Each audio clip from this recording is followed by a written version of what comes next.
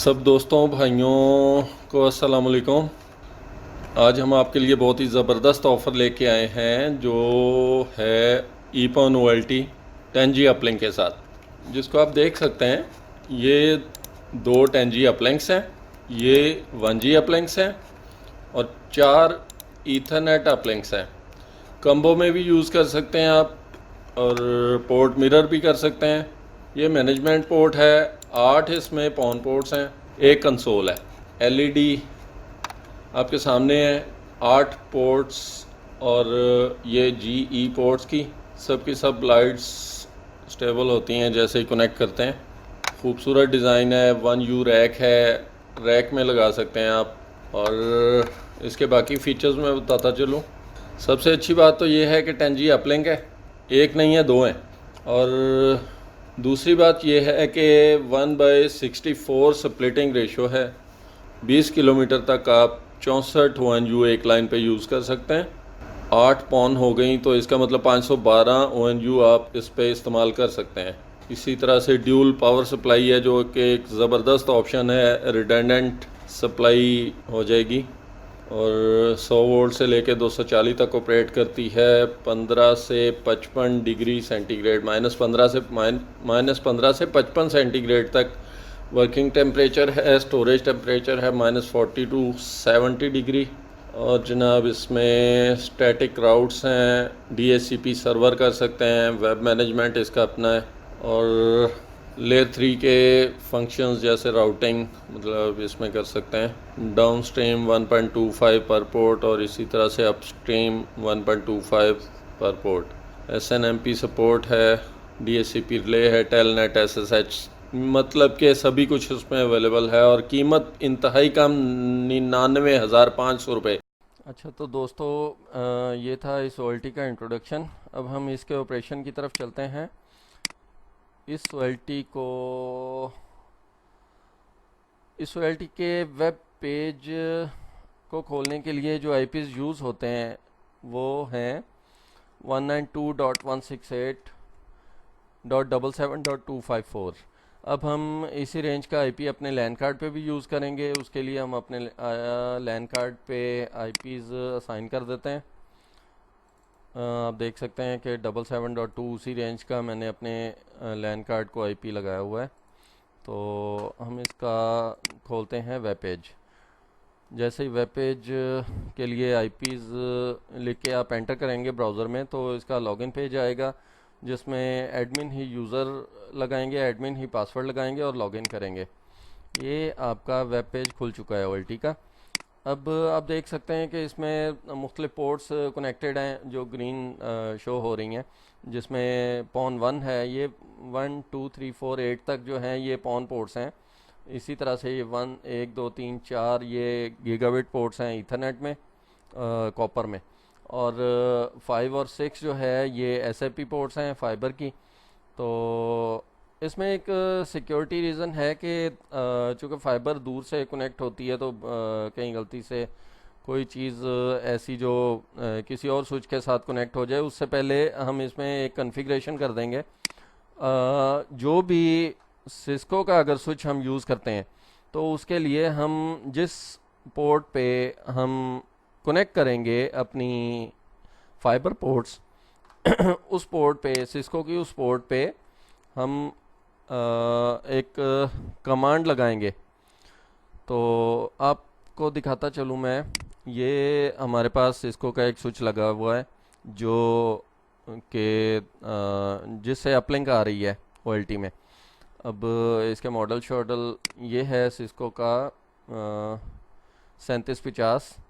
अब इसको मैं दिखा देता हूँ आपको कि ये हमारी गीगाबिट पोर्ट 1 से कनेक्ट है। अब गीगाबिट पोर्ट कॉन्फ़िगरेशन में जाते हैं और इसमें इंटरफेस GI101 ये स्टैक का स्विच है तो 01 इसका ID है पोर्ट का। एंटर करते हैं। अब इस स्विच पे हम सिर्फ एक कमांड लगाएंगे जिससे हमारी पोर्ट जो है वो अप हो जाएगी OLT के साथ।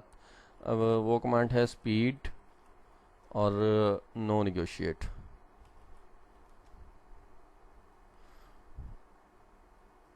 ये देखें हमारी पोर्ट अप हो चुकी है सिस्को से।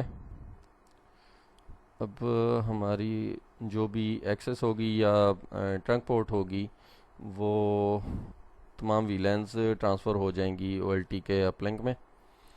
तो चलते हैं वापस ओएलटी की तरफ। सबसे पहला काम हमें ये देखना होता है कि हमारा अपलिंक एक्सेस में आ रहा है, ट्रंक में आ रहा है, या स्टैटिक का आईपीज़ हैं, या जो भी अगर राउटिंग में है तो स्टैटिक या डायनामिक आईपीज़ होंगे। तो अगर एक्सेस यूज़ कर रहे हैं तो उसमें दो सूरतें हैं, ट्रंक और एक्सेस। अब सबसे पहले हम अपनी पोर्ट को कॉन्फ़िगर कर लेंगे, पोर्ट बेस वीलैन में जाएंगे, और ये चूँकि एक ट्रंक पोर्ट है जिससे हमारा अपलिंक आ रहा है, तो हम अपनी पोर्ट को भी जो कनेक्ट की है हमने, जैसे आप देख सकते हैं कि ये अप है, GE5 अप है, ये GE5 है, आप नज़र आ रही है। हम GE5 की कॉन्फ़िगरेशन चेंज करते हैं, इसको एक्सेस की बजाय ट्रंक करके मॉडिफाई का बटन दबाएंगे। ऑलरेडी ट्रंक है, इसमें मैं वीलेंस भी आपको ऑलरेडी ऐड की हुई थी, मैं दोबारा दिखा देता हूँ आपको। GE5 की ये पोर्ट वीलेन है 12, 3011, 3012। इन तीनों को मैं ऐड कर देता हूँ।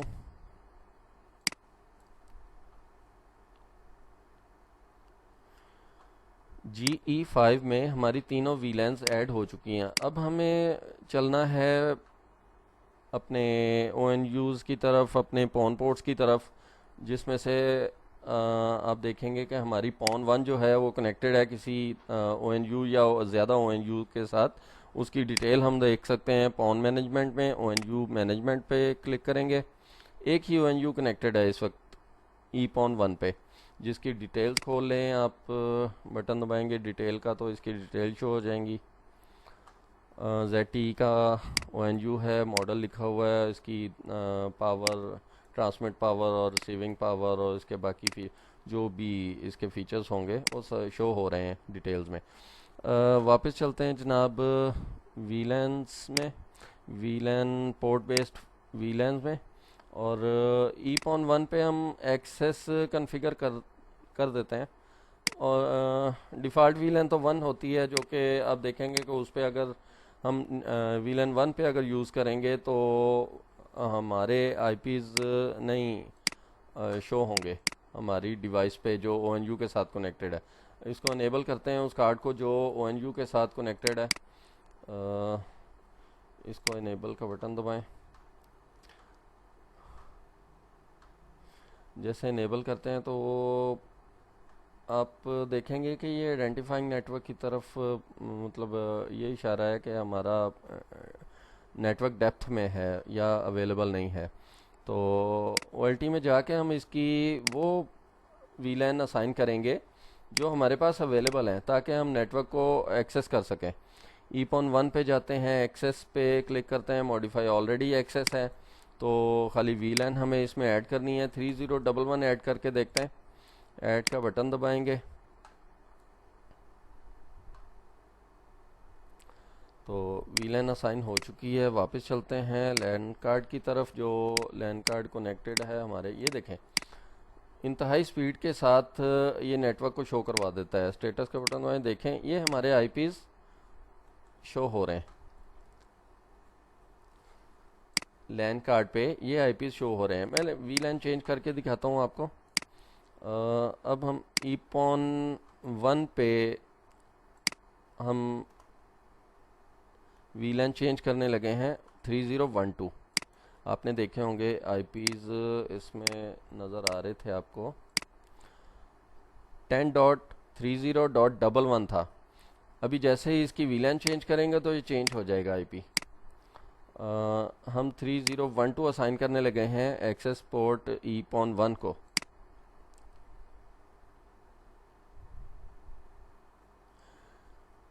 जैसे ही हमने वीलैन चेंज की, आप इसके स्टेटस में जाके देख सकते हैं। ये एक दफ़ा मेरे ख्याल में इसको डिसेबल और इनेबल कर लेते हैं ताकि ये दोबारा DHCP से आईपीज़ ले सके।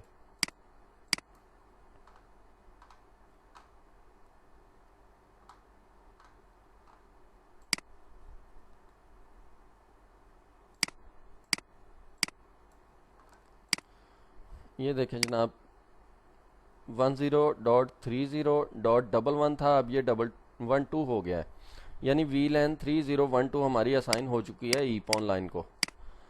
इस पे जितने भी ONUs लगाते रहेंगे इस ईपॉन लाइन पे सारे के सारे ONUs 3012 पे ही कॉन्फ़िगर होंगे। अब नेटवर्क में हमें मुख्तलिफ पेचीदगियों का सामना करना पड़ता है, जैसे एक ही VLAN पे अगर 64 ONU लगाते हैं, उस पर डिवाइसें भी आप ज़्यादा यूज़ कर लेते हैं, तो उसमें प्रॉब्लम आने का खदशा होता है। तो हम उस पर भी देख लेते हैं कि हम एक्सेस की बजाय इसको trunk port as a trunk port EPON को यूज़ करेंगे। ट्रंक कॉन्फ़िगर कर लेते हैं।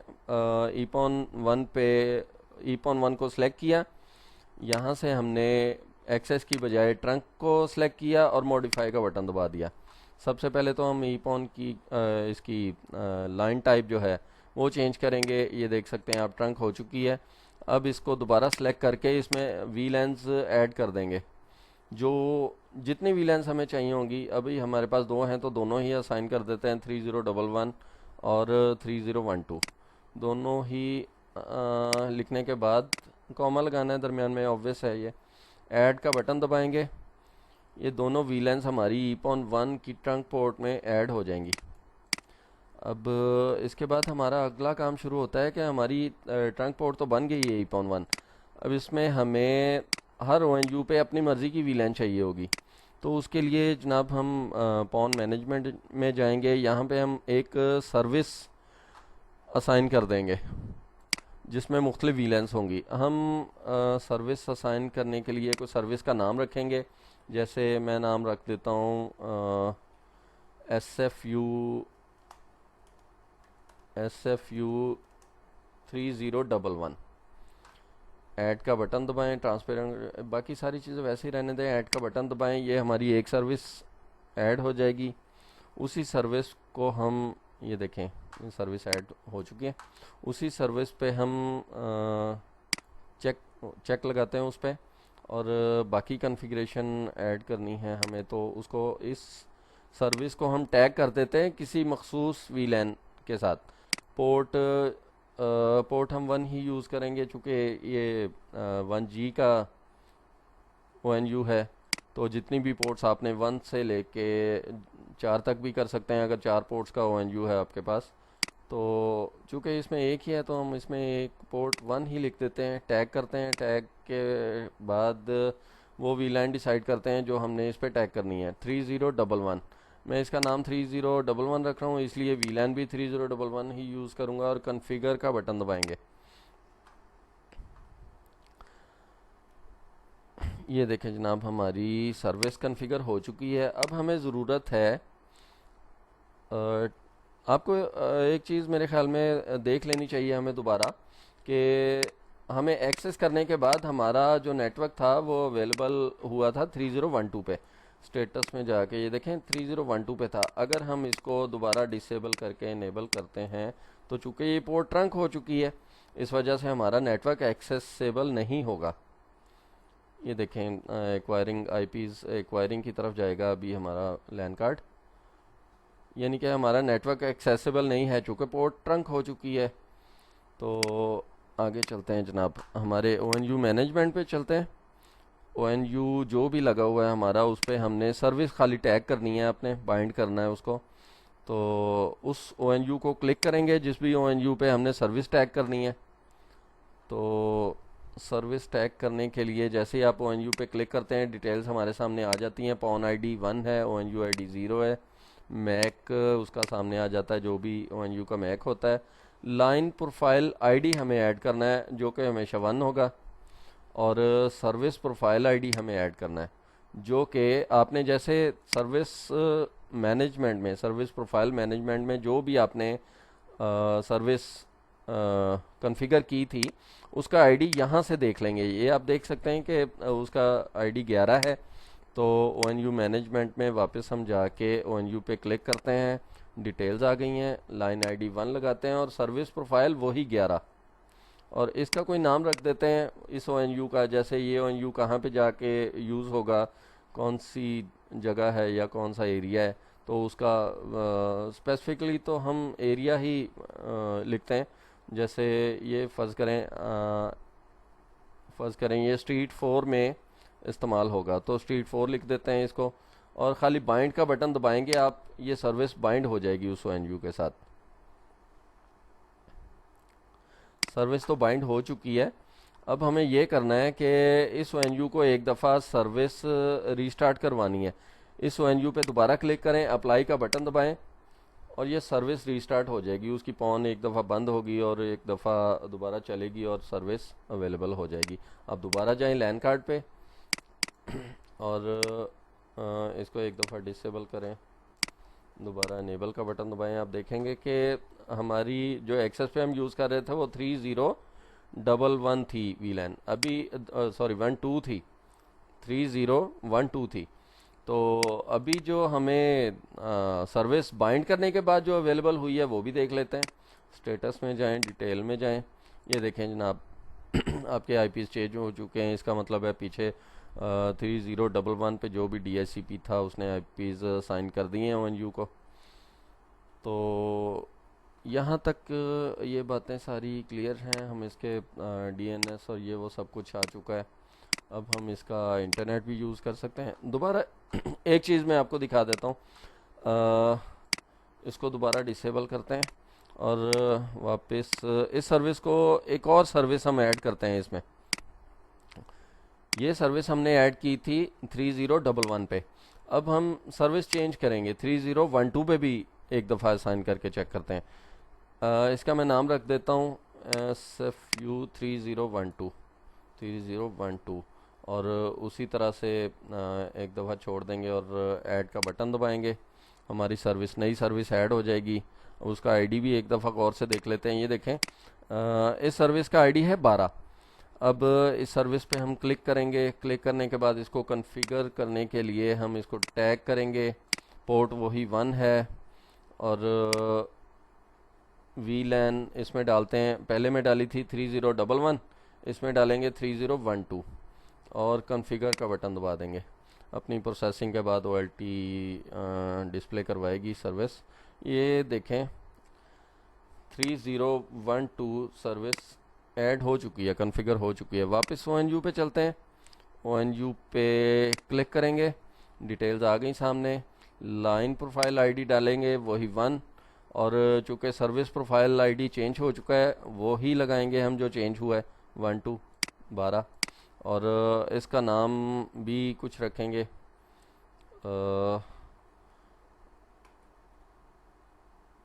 ये फ़र्ज़ करें गली नंबर 5 में जा रहा है, इसको मैं स्ट्रीट 5 लिख देता हूँ। स्ट्रीट 5 लिख दिया। बाइंड का बटन दबाएंगे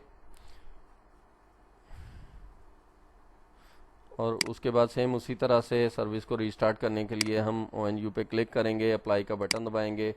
ONU फ़ौरन एक दफ़ा पॉन बंद करेगा, फिर दोबारा स्टार्ट करेगा और सर्विस अवेलेबल कर देगा अपनी तमाम पोर्ट्स पे जो भी असाइन की होंगी। तो हम चलते हैं वापस अपने लैन कार्ड की तरफ, उसको अनेबल करते हैं तो देखते हैं आईपीज़ दूसरे DHCP के शो होते हैं नहीं होते हैं। ये देखें इसका बहुत अच्छी प्रोसेसिंग है, बहुत फ़ौरन ही शो हो जाता है नेटवर्क। और स्टेटस पे क्लिक करेंगे, डिटेल्स पे क्लिक करेंगे, ये देखें हमारी दूसरी VLANs के आईपीज़ आ चुके हैं हमारे ONU पे। तो जनाब यहाँ तक के लिए आज का काम था। आगे जो भी हमारी फर्दर आपको ज़रूरत पड़ती है, जहाँ पे भी आप को ज़रूरत पड़ती है, कॉन्फ़िगरेशन में प्रॉब्लम आता है, काम करने में प्रॉब्लम आता है, आप हमसे हर वक्त पूछ सकते हैं। तो इंशाल्लाह अवेलेबल रहेंगे हर वक्त। तब आज तक के लिए इतना ही। इंशाल्लाह नेक्स्ट वीडियो में ज़रूर मिलेंगे। तब तक के लिए अल्लाह हाफ़िज़।